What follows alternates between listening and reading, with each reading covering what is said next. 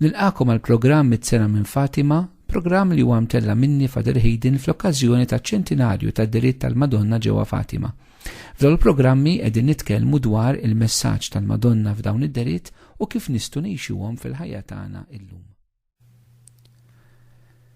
F'dan il-programm fuq Fatima eżistijej qegħdin naraw bħalissa it-tieni dera tal-Anġlu, rajnija diġà, kommentajna l-ewwel biex u llum se nikkommentaw it-tielet parti ta' x'tikteb Sor Luċija fil-ktib tagħha fit-tifkiriet dwar id-deriet. Infakkarkom illi il-mod kif għażilt nagħmlu matul din is-sena dal-programm fuq Fatima li billi mmorru għat-testi oriġinali. Naqra x'kitbet Luċija u nikkummentaħ mill-aspett anka bibliku, mill-aspett anka ta' talim ta' Knisja.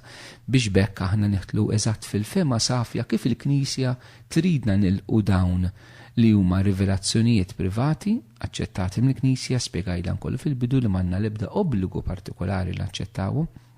Però once il-Knisja aċċettathom nistgħu b'mod liberu jkunu punt ta' riferiment għalina bħala dawl ieħor fil-mixja ta' fidi tagħna. Rajna l-aħħar ġiex programmi meta qed nitkellmu fuq it-tieni dera tal-Anġlu, rajna dwar il-messaġġ tat-talb, il-messaġġ tas-sagrifiċċju, fil-qosor jgħidilhom biex jitolbu kważi bla waqfin u biex joffru s-sagrifiċċji tagħhom bit-tpattija d-nubiet tal-konverżjoni tal-midinbin u biex bekk tiġi l-paċi fid-dinja u biex jagħmlu sagrifiċċju minn kollox. Dan diġà spjegajtu. Illum ħa naqra x'qalet Luċija fuq din l-esperjenza. U naraw dan kollu x'ħalla fit-tfal. Għaliex l-Anġlu kellimhom fuq affarijiet ħafna profondi u seri, li titlob bla ma taqta' li toffri id-batija, toffri s-sagrifiċċji tiegħek. L-tfal qed jitlob dawn l-affarijiet. U forsi aħna kieku nibżgħu nitwerru toqgħodx twerwirhom u tagħmel. L-Anġlu il-veritajiet urihom niċkejknin kif insibu fil-Vanġelu. Dawn inti ħbejthom mill-orrif u rejthom il-mnu ċkejken. U ħanaraw x'ħalla ġewwa fihom dan il-messaġġ tal-Anġlu. Nikkwota l-Luċija. Dawn il-kelmiet kienu miktubin f'moħħna. Kienu bħal dawl li femna minnu Alla, kemm iħobbna u kemm jixtieq ikun maħbub. Il-valur tas-sagrifiċċju, kemm jogħġbu u kif permezz tiegħu u jaqla l-grazzi tal-konverżjoni tal-midinbin. Kien għalhekk li minn dakinhar aħna bdejna noffru lil mulej dak kollu li kien jimmortifikana. Iżda mingħajr ma konna nfittxu forom oħra ta' mortifikazzjoni u penitenza. Barra milli kienu noqogħdu għal ftit sigħat sħaħ brasna baxxuta tmiss mal-art u nirrepetu it-talba li l-Anġlu kien għallimna.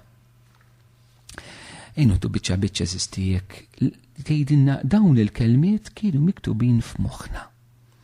Meta kelma tiġi minn Alla, sew meta tolqotna xi kelma mill-Bibja u sew meta l-mulej tina xi esperjenza partikolari tiegħu, dik il-kelma ħafna drabi ma titlaqx malajra minn ġewwa fina.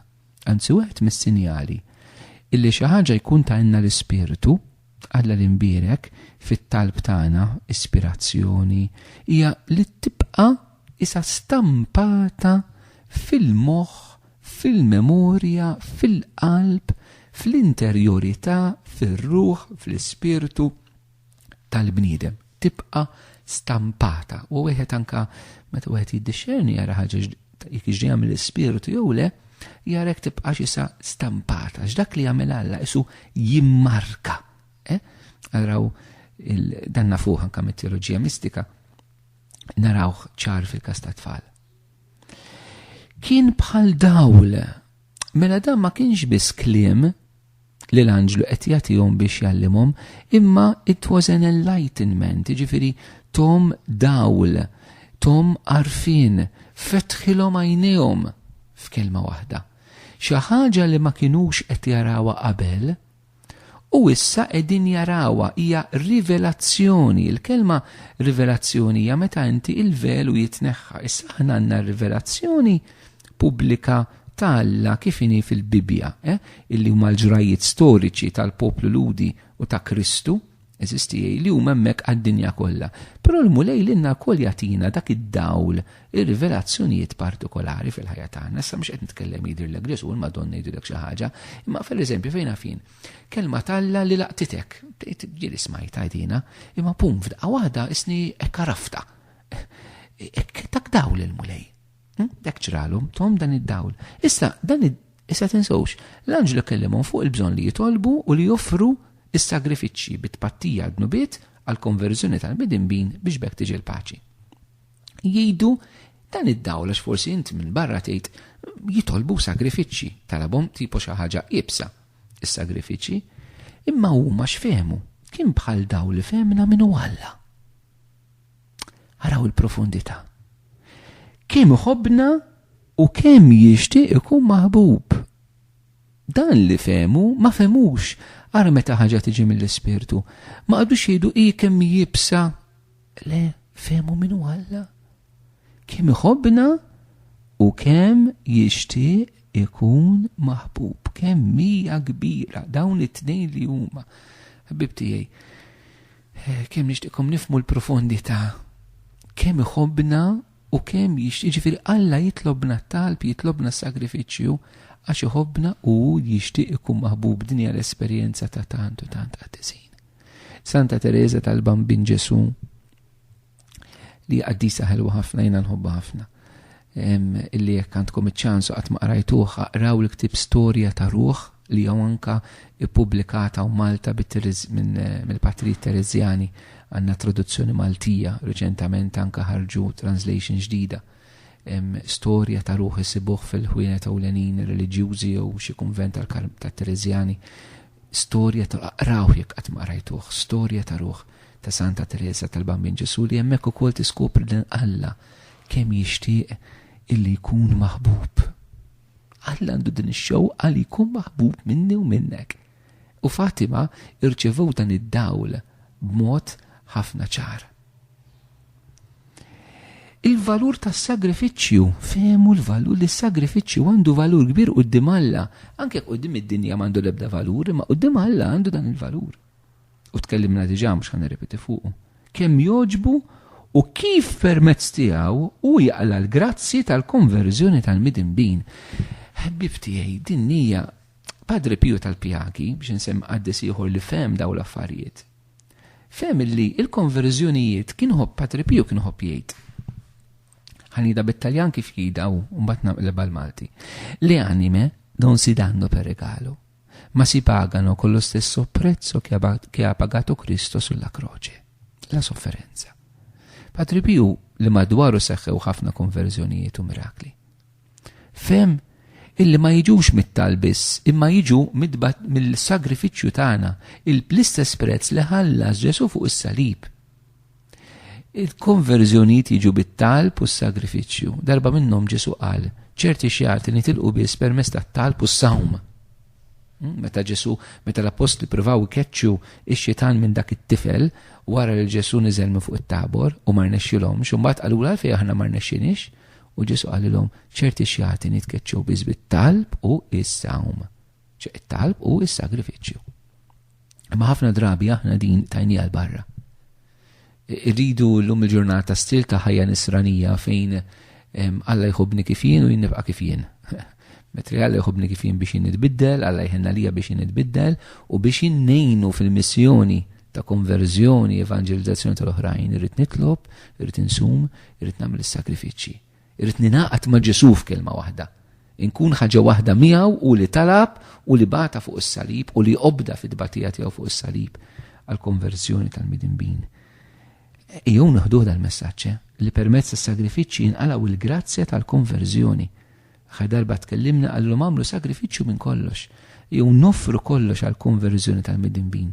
Darba l-kurat ta' Ars San Ġwan Marija Vianney mar Assis żagħżugħ u qallu tipo kif qed jiġru daw il-ħafna konverżjonijiet madwarek. U l-kurat ta' Ars qallu inti titlob għal parroċċa tiegħek, qallu iva, mbagħad qallu inti ssum għal parroċċa tiegħek. Ir-risposta kienet le, u kurat ta' Ars taħt talima. Illi il-ħajjiet tal-qaddisin skoprow dan is-sigriet illi l-konverżjonijiet jiġu mit-talb u s-sagrifiċċju mit-talb u s-sawm flimkien. Ejja għax hija battalja spiritwali. Ejju nħeġġiġkom anke fi qed nitolbu għas-sagrifiċċji aw qed nitolbu għall-konverżjoni fil-familji tagħna. Ejjew dan il-messaġġ ngħixuh eżistijej billi nofru t-talb u s-sagrifiċċji tagħna bit-tpattija d-nubiet tagħna u d-nubiet tal-familji tagħna eżistijej u anka billi nitolbu bit-talb u bis-sagrifiċċji bis-sawm għall-konverżjoni tal-familji tagħna. Kien għalhekk li minn dakinhar aħna bdejna nofru l-mulejda kollu li kien jimmortifikana. Iżda mingħajr ma konna nfittxu forum oħra ta' mortifikazzjoni jew penitenzi, ġifieri marru għall-affarijiet tal-ħajja ta' kuljum it-tfal. Aħna nistgħu nagħmlu l-anġlu kien qalilhom għamlu sagrifiċċju minn kollox fejn fien. Xi ħadd għallek kelma li dejqek flok tirribella jgħidlu mulej. Nofri għalilek din u nażel l-inħobb, nofrilek bitpattija d-nubiet u l-konverżjoni ta' wliedi. Fejn fien isħana tas-sajf, l-aċ li jkollna, il-kesħa tax-xitwa, ix-xita li jdejqek, il-maltemp li jbeżżek. Ikla li ma ġietikx tajba, tistenna meta tmur għand tal-ħaxix, il-bank, għand tal-grocer, għand il-hairdresser, għand id-dentist, meta tmur l-isptar. Tistenna fuq tal-linja tlift il-paċenzja, kollox nistgħu noffru esistili l-mulej. Dawn Teresa tal-Bambin Ġesu li għetni kif semmejtilkom ftit ilu kienet toffri l-mulej is-sagrifiċċji żgħar tal-ħajja ta' kuljum. Anzi kienet tgħid marrit nitlef xejn minn daw is-sagrifiċċji kieku tafu kemm ikonna. Kemm nistgħu nagħmlu bukketti ta' ward minn dawn is-sagrifiċċji. Jgħid ma konna nagħmlu xejn. Ma kfittixniex penitenzi ta' barra minn hawn ma qadux fejn ma nafx jagħmlu. Tal-ħajja ta' kuljum, dak li jiġi fuqna, eżisti. Imma jgħiduh li f'ħaġa waħda li kienu jkunu rashom baxxuta mal-art jitolbu it-talba li tom l-anġlu u għaliex għamlu dina. Għax kienu raw l-anġlu jagħmel hekk. L-anġlu meta drilhom fl-ewwel dera, aw qed nikkummentaw it-tieni dera, jinżel rasu baxxuta mal-art u jitlob it-talba Alla tiegħi nemmen nadura nittama u nħobbok. Nitolbok maħfra għal dawk li ma jemnux, ma jadurawx, ma jittamawx u ma jħobbux. Allura rridu jagħmlu imitaw l-anġlu kif kien jitlob huwa, kif għallimhom illi jitolbu penitenza żgħira bil-ġest anka li juri l-adorazzjoni tagħhom lejn Alla bħalma aħna nistgħu anke xi darba nitolbu bħala penitenza sagrifiċċju għall-kubtejna, pereżempju. Jalla eżisti aħna neħdu dan il-messaġġ u ngħixuh u naraw kif Alla kif ta' l-grazza lil dawn it-tfal waqt li qegħdin infakru mit-sena minn Fatima nitolbu li anke aħna nirċievu dawn il-grazzi profondi, sempliċi, imma li huma ċavetta kbira għal mixja spiritwali tagħna anke illum il-ġurnata. Waqt li nirringrazzjakom tal-li segwejtu dan il-programm mit-sena minn Fatima, ejjew nagħlqu flimkien dan il-mument li kellna b'talba li hija marbuta mad-deritt ta' Fatima, talba li tpoġġi lil Ġesu fiċ-ċentru ta' kollox. Nitolbu flimkien. Trinità qaddisa nadurawk. Alla tagħna inħobbuk fis-sagrament imqaddes. Il-mulej jagħtikom islim.